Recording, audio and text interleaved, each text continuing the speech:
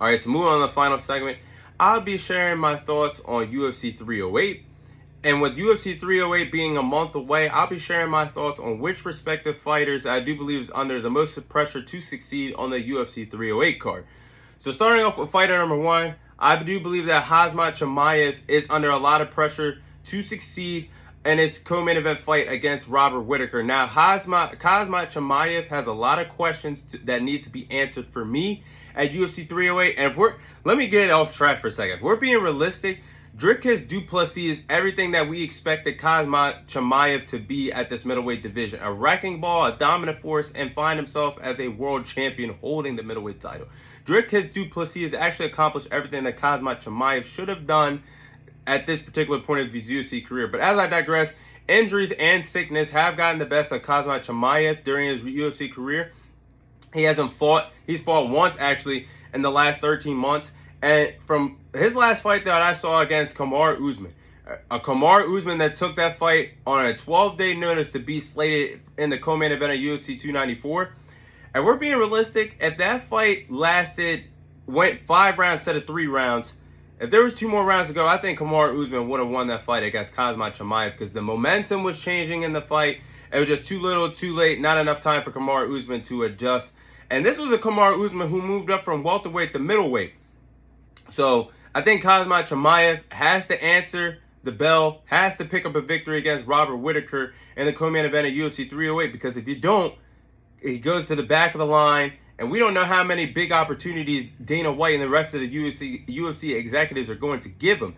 Even though he's undefeated in his MMA career thus far, this is a middleweight division that still has a lot of big-time players in it. That being Sean Strickland, Israel Adesanya, several others at this division. Khamzat Chimaev cannot afford a loss. He has to be on point against Robert Whittaker, and he has to pick up a win. And I think if he defeats Robert Whittaker, a former champion at this division, at this middleweight division, it'll be the biggest win of his career. So I think he's under a lot of pressure to succeed in the co-main event of UFC 298 against Robert Whittaker, a Robert Whittaker that we could be seeing the best version of himself as he's revamped himself, repackaged himself, and retooled himself to be a legitimate threat once again in this middleweight division. Now, the final fighter that I do believe is under the most pressure to succeed at UFC 308 is Ilia Topuria. I think Ilia Topuria is under a lot of pressure to succeed in the main event of UFC 308 when he defends that featherweight title against Max Holloway. Now, we all know that Ilia Topuria is the featherweight champion. Yes, he did defeat Alexander Volkanovski and knocked him out in the second round in the main event at UFC 298 earlier this year. But I believe he's under a lot of pressure to succeed because, one, we have yet to see Ilia Topuria defend that featherweight title, and he's held the title for 8 months, but with no title defenses. I find that strange. Nextly, I think Ilia Topuria has a lot to prove because he didn't really want to defend that title against Max Holloway. He didn't want to give Alexander Volkanovski an immediate rematch. So I see a guy that believes he's the A side, or believes he is entitled to calling the shots, even though he has no successful title defenses. I see a guy that's getting full of himself very quickly, which is not a good sign to me as a champion that needs to be a fighting champion in this stacked featherweight division.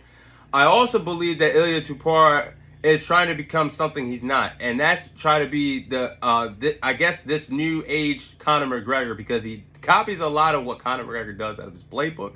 If you look at his back, it's tattooed like Conor McGregor.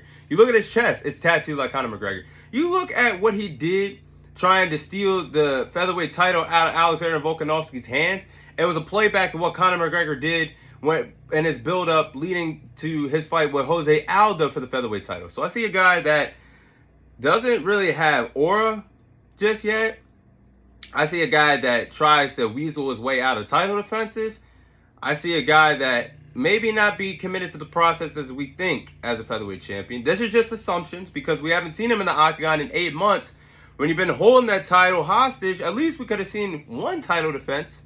We haven't even seen one yet. So I think Ilia Topuria is under a lot of pressure to succeed when you're getting into the octagon against a man like Max Holloway, who is the baddest motherfucker for a reason. He has that BMF title for a reason. He's a threat at the featherweight division, a threat at the lightweight division, has lethal hands, and could be a matchup problem for Ilia Topuria in the main event of UFC 308.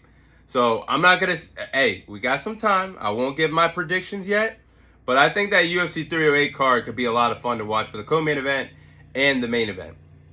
But I just think Khamzat Chimaev and Ilia Topuria are the two fighters that are under the most pressure to succeed on this UFC 308 card. But that is all the time I have for you guys today.